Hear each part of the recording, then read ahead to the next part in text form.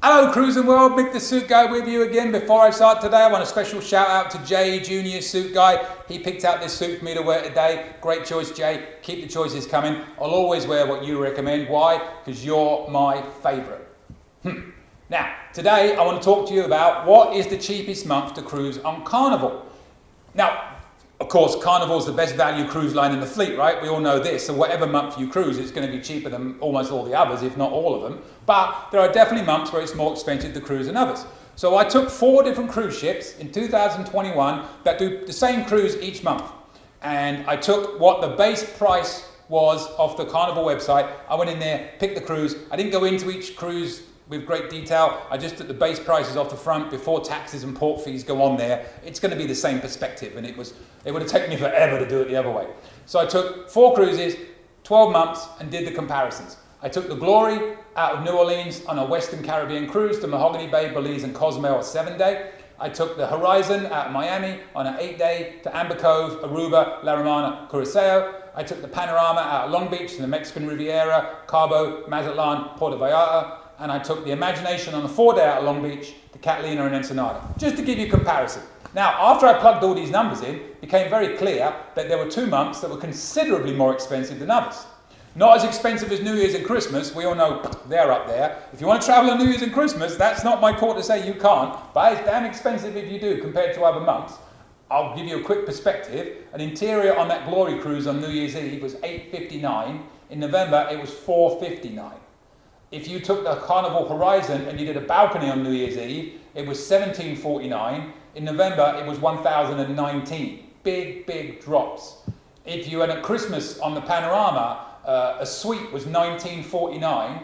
In November, $1339 for the same cabin. So, you know, even on the Imagination, if you took an ocean view, it's $619 on New Year's Eve, $209 in November. So, you know, there's big drops between those dates. So we'll kind of put them to one side. We all know Thanksgiving's up there as well, but it's not as expensive as Christmas and New Year's, but they do definitely charge more on Thanksgiving. However, the 2 most expensive months consistently across all these cruises I looked at, June and July.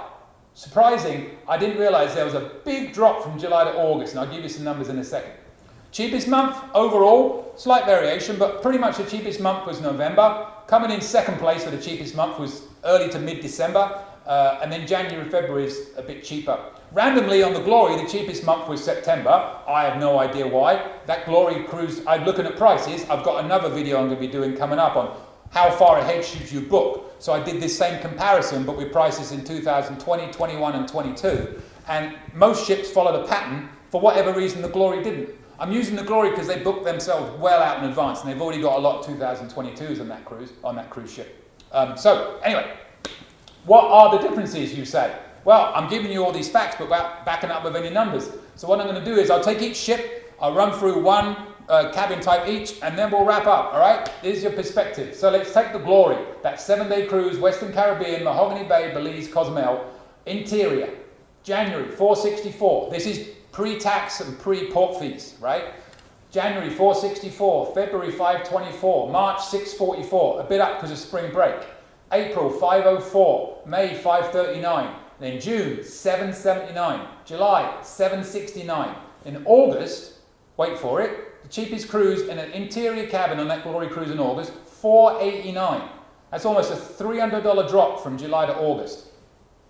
September, $449, even cheaper. October, $459, November, $459, December, $559, was up a bit more in December than most of the other cruise ships are. Thanksgiving $619, Christmas $819, and New Year's Eve $859. So that, you know, again, they just go up. But a big drop from July to August because of hurricane season primarily, like I said. If I take an ocean view on the Carnival Horizon on the 8-day that goes to the Southern Caribbean, we are going to look at in January $909, February $889, March $989, April $969, May $979. June, $12.29, July, $12.29, August, $9.19. It's like a $310 drop. Consistent about that is the same drop. September, $7.89. It goes from $9.19 in August to $7.89 in September, $7.89 in October, $7.69 in November, and $8.39 in December. Just a quick comparison on New Year's Eve. I think I mentioned the balcony earlier, but $13.39 for the ocean view on New Year's Eve compared to $7.69 in November, right? So we see where these price differences are coming. I'll take the panorama. Now the panorama, if you listen to these numbers, is much more consistent in all months except June and July. There really isn't that much of a difference. Let's take a balcony on this one. So a balcony in January, 7-day cruise out of Long Beach, Cabo, Mazatlan, Puerto Vallarta. 764 January, 779 February, 804 March, 804 April, 819 May, 1079 June, $1,109 in July, August 919, there's that drop. Not as big a drop as the West Coast, maybe there's less chance of hurricanes in Mexico, I don't know. September 889, October 859, November 839 and December 819 when you get your price drop. Thanksgiving was 1069, Christmas was 1299. They didn't have a New Year's Eve one that follows the same, but it's a slightly different one, so I couldn't do a comparison. But you know, your overall price difference is going to range from $12.99 on Christmas all the way down to what, $7.64 in January. So that's a big difference. You know, if you're flexible, look at that. And then last but not least, we'll take the suite on the Imagination. If you don't know, there's no balconies on the Imagination. You either got interior, ocean view, or suite. I'll give you an inside scoop.